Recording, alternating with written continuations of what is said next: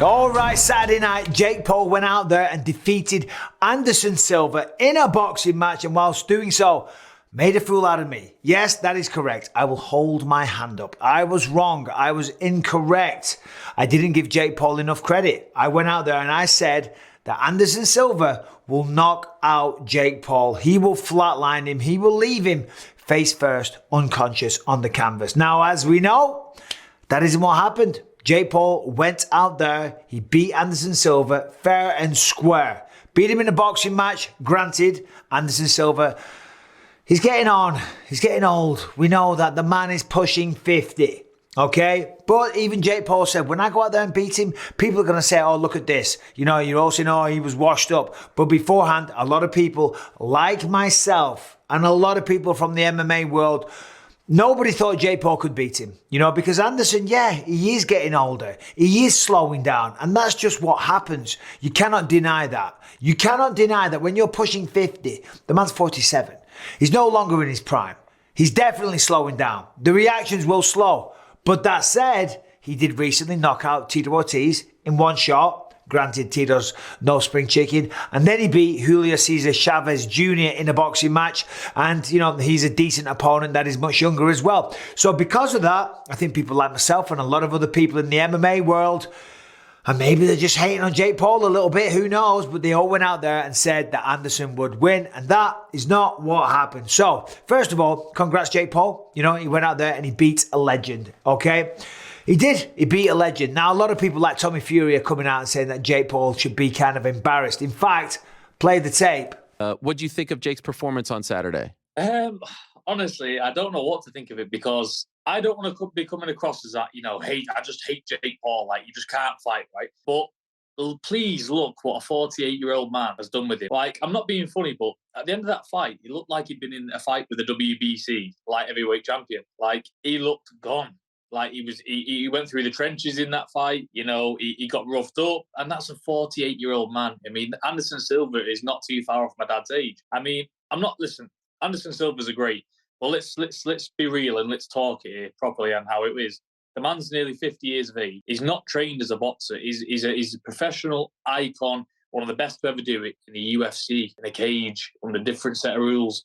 He trains in a lot of mixed martial arts. Now, when Jake Paul steps in with a man who just trains in boxing, you know, I find it, especially after seeing it Saturday, I don't see Jake Paul beating any average boxer. Like, even I'm not that good boxer would beat Jake Paul just purely because everything they do is they know about the sport. You know, no disrespect to Anderson Silva because he's got big cojones getting in there with a young fresh man at 50. So all respect to him. All respect to both men. At the end of the day, they got in there and they had a good fight, and that's it. So as you can see there, Tommy Fury, obviously him and Jake Paul don't get along.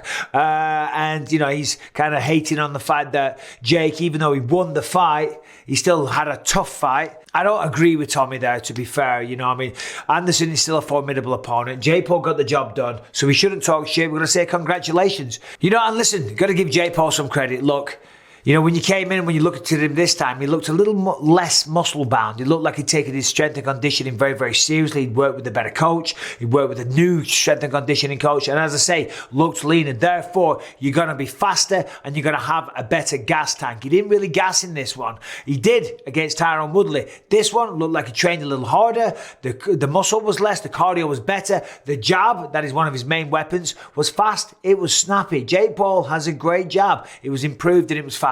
Plus, his game plan was better. He would go at Anderson Silva, he would throw a few shots, and then he was backing away. That was forcing Anderson to chase him. And then as Anderson would go in, Jake would tie him up, okay? And they'd tie up a little bit, then the referee would break, and they'd go off again. Now, Anderson, you know, he's still a tricky customer. He still made him miss a hell of a lot. You know, the reflexes were still there, not quite as fast, or the instincts, but still, he just possessed him. He made Jake throw at fresh air, but Jake still carried on fighting, and he didn't get tired.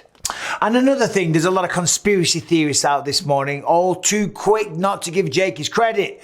They're all saying now that clearly the fight with Anderson Silva was faked, because in the last round where Anderson gets knocked over, a lot of idiots, even Dylan, the dildo Dennis, is putting this video out there on Twitter. I mean, if you look at the video that he's putting out there, it shows the punch that sits Anderson down doesn't even connect. And a lot of people are using this, and I don't know where they've got this video from. I don't know if it's doctored. I don't know if it's just a bad angle, but it does look in that video that Dildo Dennis posted, it looks like it doesn't connect. Now, there is other videos out there that show a different angle where the punch clearly does connect, but I don't even need to see them because the reality is this. Anderson Silva is not going to throw a fight. Anderson Silva, yes, he's tarnishing his legacy by fighting past his sell-by date.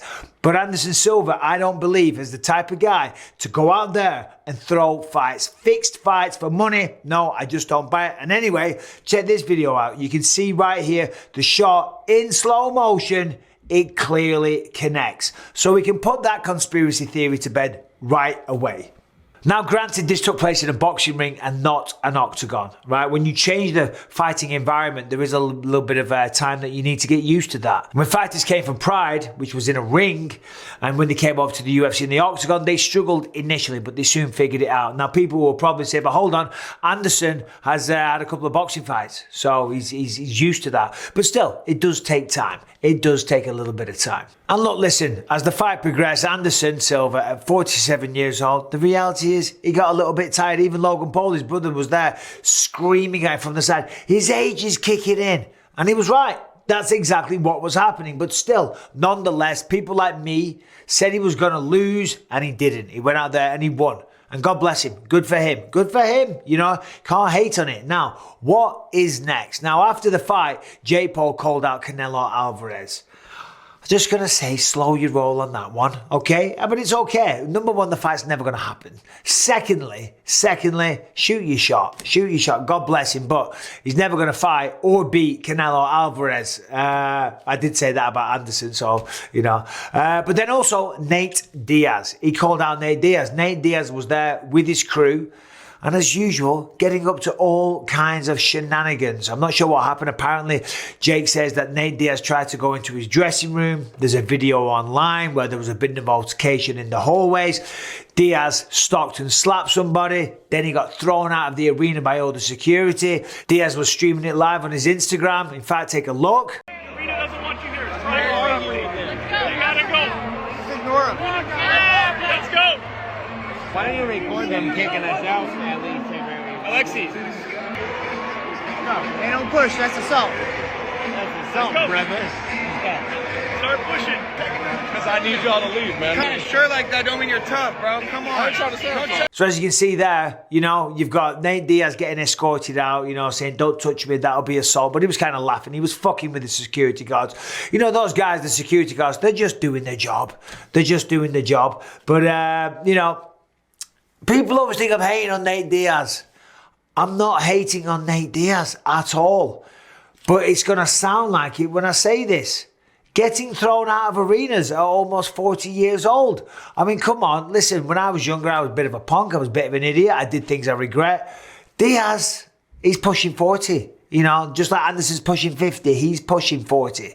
You know, but hey, listen. Always good, fair in love and war. I guess it's tremendous hype for the fight, right? So maybe he knew what he was doing. Maybe that's what they're working at. But just because they got a bit of pre-hype footage, because Jake Paul's calling him out and Nate Diaz is calling him out, we don't even know if that fight's going to take place yet, because the UFC still have an exclusive negotiating clause. So there's a period of time that needs to pass with Diaz and the UFC, if I'm not mistaken, from what I've read online anyway. So if that's the case, you never know. I wouldn't be surprised if the UFC come back and offer Diaz a mega deal to get that third fight with McGregor, because come on, everyone wants to see that. But the majority of Nate Diaz's fights happened at 155. He was a lightweight. Then he went up to welterweight, 170 pounds. Okay, and he went 5-5. The only knockout that he got was against Rory Markham in 2010. Listen, with boxing gloves on, I don't think it would be a good idea for Nate Diaz. Nate Diaz was a tremendous mixed martial arts. He beat some phenomenal people, had a tremendous career. You know, he lost some fights and he won a lot of fights. The jiu-jitsu would be gone. The kicking game is gone. Just the general craftsmanship and the game plans and the adversity of attacks, punches, kicks, knees, elbows, strangles, chokeholds, triangles, takedowns, you name it. That's what Diaz can do. They're the advantages that he has over a Jake Paul. If he was to fight Jake Paul and at that weight, 200 pounds, 196 pounds, whatever weight they want to come in at, I don't think it would go very well for Nate Diaz. However, I will say this, I think they will both make a lot of money. But does the fight happen? Does the fight with Canelo Alvarez happen? Sounds like I'm hating on Jake Paul. I'm not hating on Jake Paul. I'm fucking devastated. I don't think he deserves to have a victory over Anderson Silva, but that is exactly what he has. So whether or not I think he deserves it, I have to say, congratulations. Anyway, there it is. There's my little review of Jake Paul, Anderson Silva. What we think is next. What do you think is next? Let me know in the comments. Subscribe, ring the bell. I'll see you soon.